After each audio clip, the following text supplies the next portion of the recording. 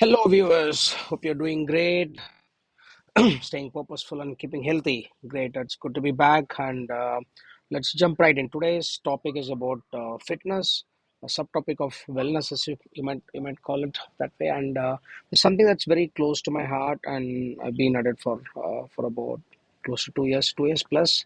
And I've learned quite a bit from being the naive person that I was some time back. So what I'm going to do today is cover some fitness related myths.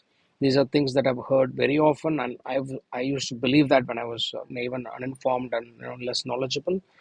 As always, I'm still a student, still learning, but I thought this would be helpful for novices or amateurs who are just starting into the world of fitness. And I'll not cover everything, but I've just taken two or three different myths, and I'll cover why it is a myth and explain the science and a little bit of facts around that. Okay, let's get started. Number one, what is it? Myth number one: you can spot reduce fat. That's not possible. So if you think you can reduce only your belly or I don't know, thighs, buttocks, whatever it is, it's just not possible. Um, and because that's not how your physiology biology works. The metabolism doesn't really work that way. Let's understand a little bit. So your energy is stored in the fat in the cells and which way. So fat is stored in the cells throughout the body, as a kind of a reservoir or kind of a cache, you might say, or for emergency purpose. It just pulls in whenever you run low on fuel. Think about, like, like just like the how the bike has a reserve functionality, for example, right? So if you when you burn calories through exercise or diet, your body breaks down the fat to release the energy that's required for you to just function normally. That's it. And this cannot really happen from one localized area. It has to happen everywhere. So which means there is wherever the fat cells are across the body, it's going to take a little bit from everywhere. So you will not be able to reduce fat from one place. And the basics are very simple, right? You have to literally expend more energy than you're consuming, which means you have to expend more calories than you consume. And the only way you consume calories is through food, right? When whatever you eat and drink. So you have to make sure the input is less than the output for you to burn fat, right? So when it comes to weight loss, people have a little bit of misunderstanding. In terms of weight loss, your focus is to reduce the fat or burn the fat, which it's in itself has is a two stage process. If you are a little bit into the science, the first step is lipolysis, and the second part is oxidation. And post all this transportation through the blood, etc., it goes to the cell, and then it gets converted into ATP, which gives you the required energy for you to function. So in essence, it's possible to build muscle in a certain part. That's possible, but you won't be able to reduce fat from any specific part of your body. So don't waste your time trying and doing that, or even googling, and so it doesn't really help. Second one, this is very important, more for the women. Lifting weights will make women bulky, or strength training is just for men. Absolutely not true. It's equally important for women. In fact, I would argue that it's more important for women, particularly if you're in 30s or 40s. I would say it's more important. And let's look at why. Women typically have lower testosterone than men, it makes it's extremely challenging for them to gain significant muscle mass.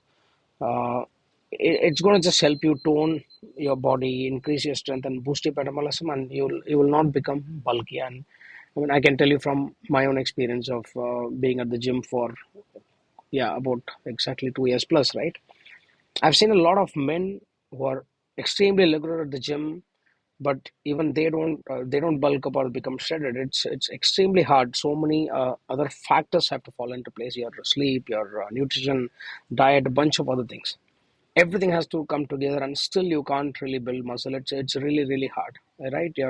So you don't really have to worry that you'll become like a man. No, you won't. In fact, I can tell you that you will be able to reverse anywhere from 3 to 5 years, shave off that many years from your current age if you start resistance training. And this can happen in about 6 months to 1 year if you're very regular.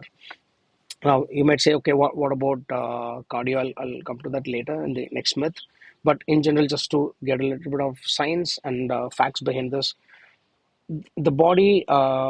like let's say when you do a lot of cardio, right? Women tend to do more of cardio, running, cycling, and dance forms and other things.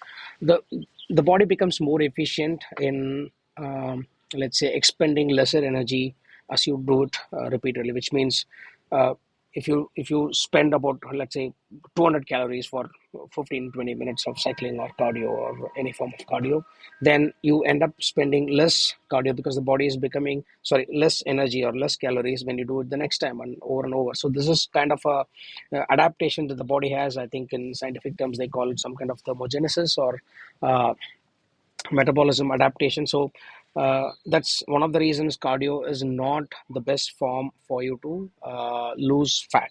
And in fact, that's why I'm not saying lose weight, lose fat. Both are different.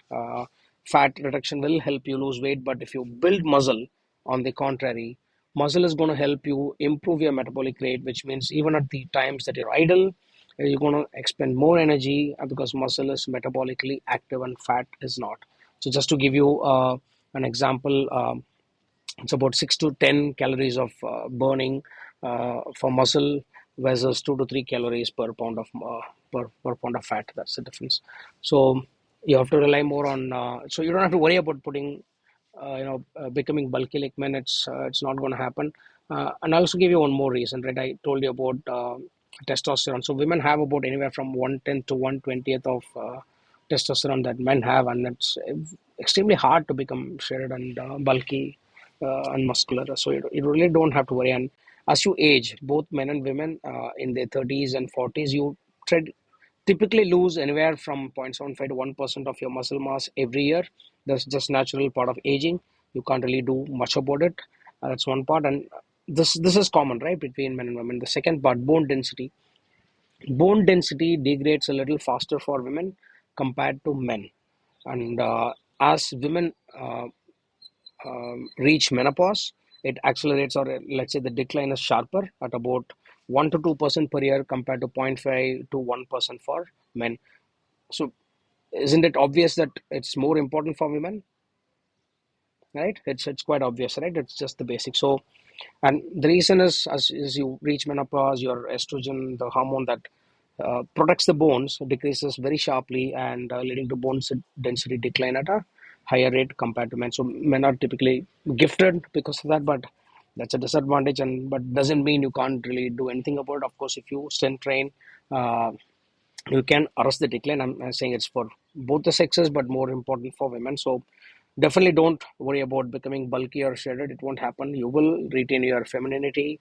You will look toned, and you will look way younger than your peers of that age who don't do strength training, right? I'll not talk much about the cardio effects here, but will touch upon it in the third myth here. So, myth number 3: cardio is the only way to lose weight. Again, this is not right. In fact, I did mention about strength training earlier.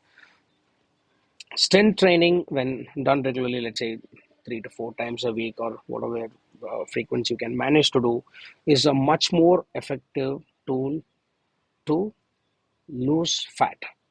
And various researchers back it. It's proven.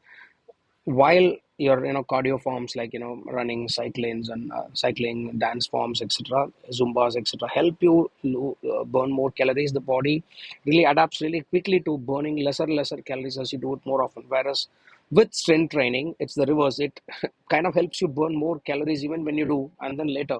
So which one would you prefer? Isn't it simple and logical?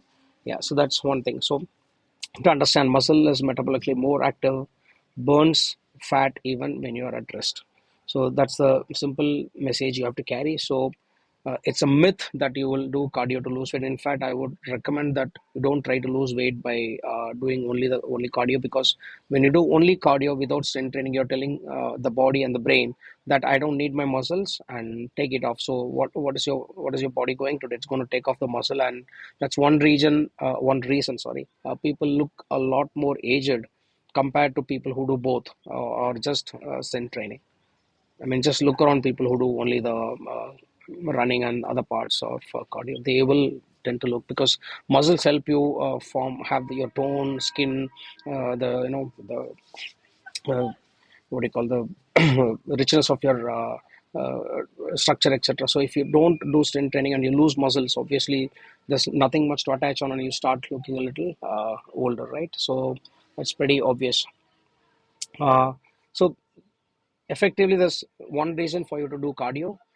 That's for you to build endurance, make your heart, strengthen your heart, and definitely increase your lung capacity. So you have to approach cardio from that perspective, and not from the perspective of losing weight. That's exactly the message that I want to convey. This no way to demonize cardio. I do cardio, but I also do strength training, because then my brain knows, okay, I can't literally take burn down his muscles and use it as energy stored, because he is using it repeatedly.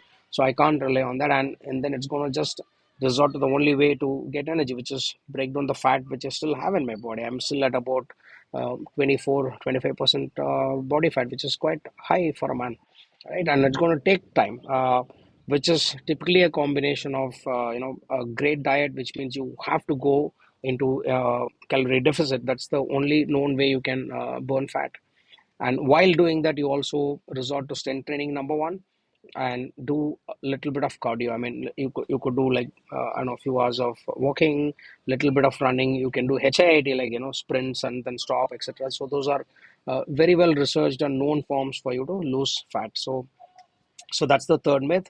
Cardio is not the only way to lose weight. In fact, I wouldn't recommend cardio as the way to lose weight. I mean, typically women tend to do this more often, and men also are doing it. But if you really want to stay young, age well, retain your muscle mass, tone, muscle definition, do more of strength training with a bit of cardio. That's doing both in balance would help you um lose fat, which is your goal.